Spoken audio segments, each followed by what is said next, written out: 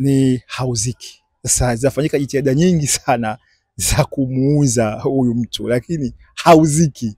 Na wakati wanamuuza huku kuna kundi jingine linafanya jitihada nyingi sana za kumfanya asiuzike. Ndio hao sema hapo inahitajiki nguvu, wanatumia nguvu kwa wananchi, wanawapiga, wanafanya nini, hiyo yote wanatoa message kwamba naofanya ni mama, na wanajaribu, mimi naona wanataka watufananishie huyu na aliyopita.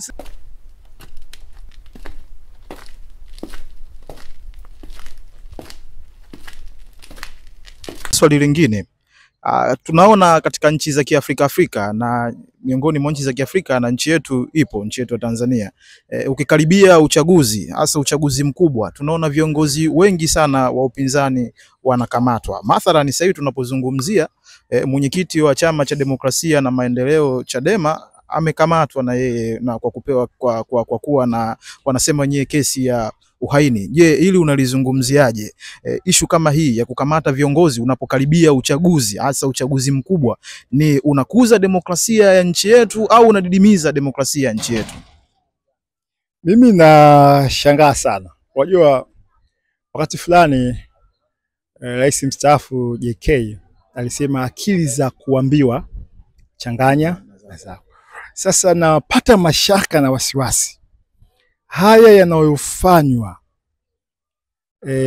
Mheshimiwa Rais anayabariki, haya yanayofanywa Mheshimiwa Rais anayafahamu, kwa sababu kuna mambo unaona hayafanyiki kwa bahati mbaya, yanafanyika kwa makusudi. Yaani mimi ningekuwa mshauri wa Rais, ningemwambia hawa watu wanakugombanisha na wananchi, ima hawakutaki.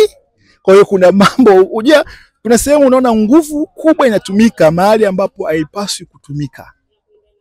Sio, unanielewa? Na ni kwa sababu tu ya dola ambayo nahisi tuna sehemu tuna matatizo, na nahisi kuna wajinga sasa wapo kwenye sehemu.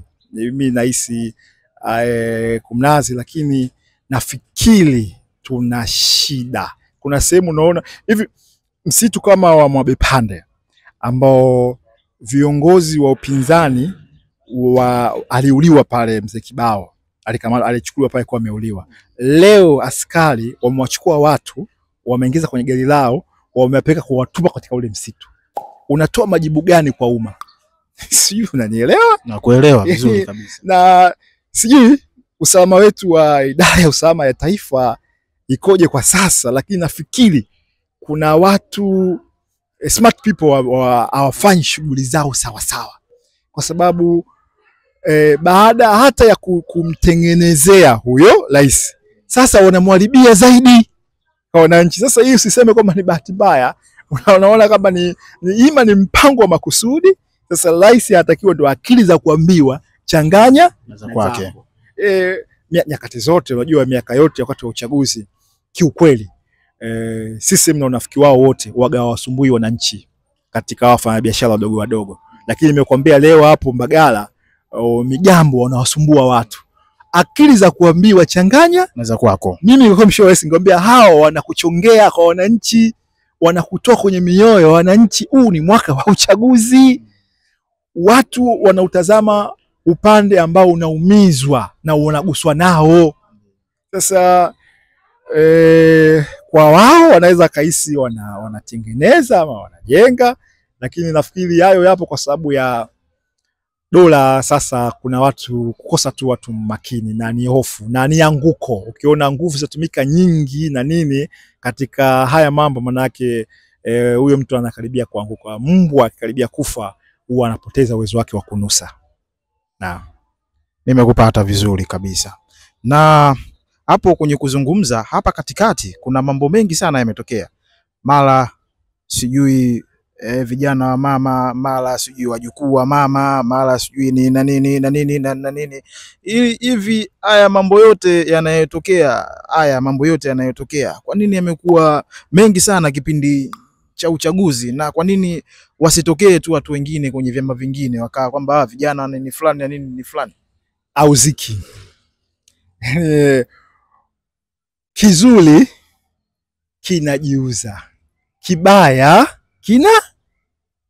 jitangaza. Ni msemo tu wa Kiswahili.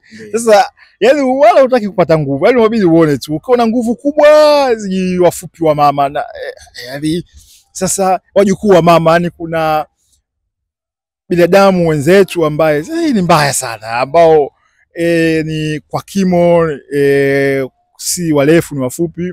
Sasa na wenyewe wanachukuliwa ni wajukuu wa mama. Mama ni hauziki. Sasa zinafanyika jitihada nyingi sana za kumuuza huyu mtu, lakini hauziki. Na wakati wanamuuza huku kuna kundi jingine linafanya jitihada nyingi sana za kumfanya asiuzike. Ndio hao sema hapo inahitajiki nguvu, wanatumia nguvu kwa wananchi, wanawapiga, wanafanya nini? Yoyote wanatoa message kwamba naofanya ni mama, na wanajaribu, mimi naona wanataka watufananishie huyu na aliyopita. Sijui kama yeye iko nakiona wala au akifahamu, lakini kiukweli mama kwa sababu ya uziki, lakini kingine ni njaa. Vijana sasa wana njaa, na mtoto wa kiume ukishindwa kuhimili njaa yako, hususan vijana UVCC, basi uchawa au yani ile akili yanatoka kichwani na mia tumboni. Ni shida tuliokuwa nayo kama taifa. Rais anaoyafanya yote yawe mema, ni anatimiza majukumu yake. Yawe mabaya, anatakiwa awajibike kwa mabaya yake. Yes. Sawa, nimekupata vizuri. Sasa unalipi la kuongea na wanachama wa ACT Wazalendo juu ya uchaguzi unaokuja, uchaguzi wa wabunge, madiwani na rais?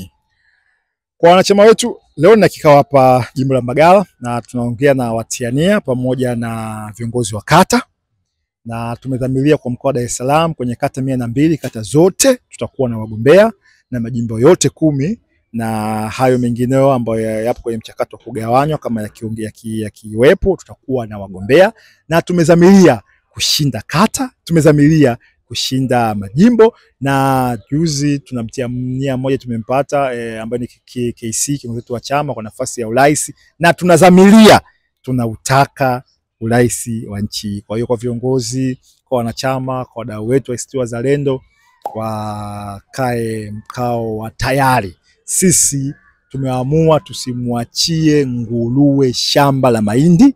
Tumeamua tusisuse tukamwachia bucha fisi hata siku moja, haiwezi kuwa salama, utasikuta nyama zile. Kwa hiyo tunasema tutapambana huku, tunashiriki na tutashiriki huku, tunapambana. Tutacheza hii game na tutacheza huu mziki kwa namna ambavyo utapigwa. Ukipiga kiustaarabu, tutacheza kiustaarabu.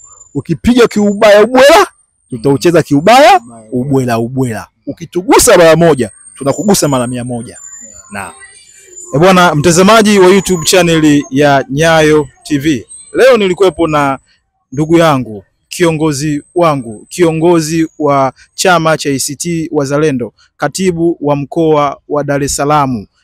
Tumeongea naye mengi sana. Hii ni Nyayo TV. Karibu tena katika YouTube channel ya Nyayo TV. Usisahau kusubscribe, kulike na kushare. Na kama kwenye mazungumzo yetu kuna namna yoyote tumekukwaza kwa namna moja au nyingine, basi naomba udondoshe comment hapo chini, na kama pia umependezekwa na hiki ambacho tumezungumza, naomba udondoshe comment pia chini. Thank you for your time.